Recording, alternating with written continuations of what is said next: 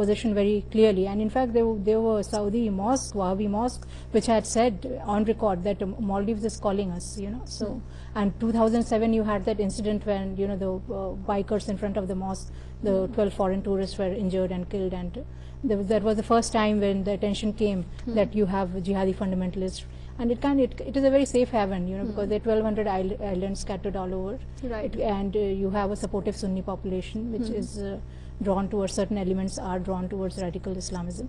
So that is can be a very good area for this kind of fostering this, and especially when you see a population size of population which is in denial of economic benefits, then converting them towards the jihadi fundamentalism, Right. as we have seen, the experience shows, it's very easy. So that is what exactly is being happening over there, and that's why the government is cracking down on unauthorized opening of mosques over here. That's a major issue with the government over there, because they know that if the character of their society is to be kept as a tropical, you know, tourist destination, it has to be maintained. Then all these forces have to be held at bay, because 30% of Maldives GDP is from tourism, 1 billion in revenues. Right. So, And they had some spas yeah, shut yeah, down in it's most shut of down. the So they're the resorts. first victim are the woman and the lifestyle. You Right. know, the first thing which they codify is how much lashings you will get if you are not having a beard or a woman is not covering a head. So that becomes a major agenda of statecraft. Right. So that is a problematic area.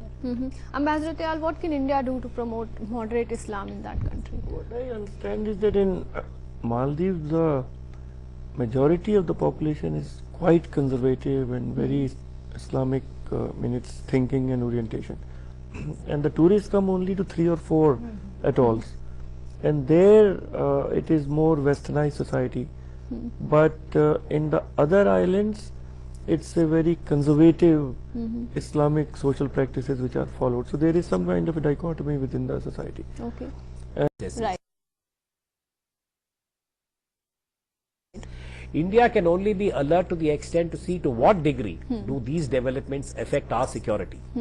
Therefore, we look at Taliban, Afghanistan.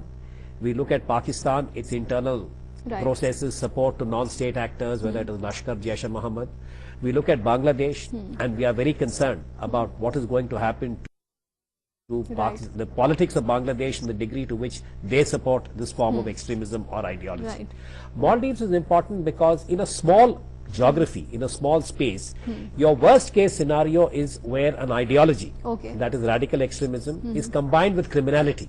Right. Whether it's narcotics, it's gun running, or any of the undesirable activities. Right. Then if they find a safe haven, and today the Indian Ocean is also punctuated by what we call as the private security contractor. Right. This is a new development. There are 20 to 30 ships floating armories. Right. They have mercenaries. What if you have the spillover and one of these atolls or one of these islands becomes a safe haven, then your overall security gets degraded. Absolutely. So, it India presents needs to be a alert. challenge, a security and economic Absolutely. challenge to the Maldives, and of course a security challenge to India as well. Well, with that, it's time for me to wrap up this discussion here. I'd like to thank all my guests for coming to the studios. It was a pleasure having you all here. That's it for now in this edition of Public Forum. Thanks for watching. Goodbye.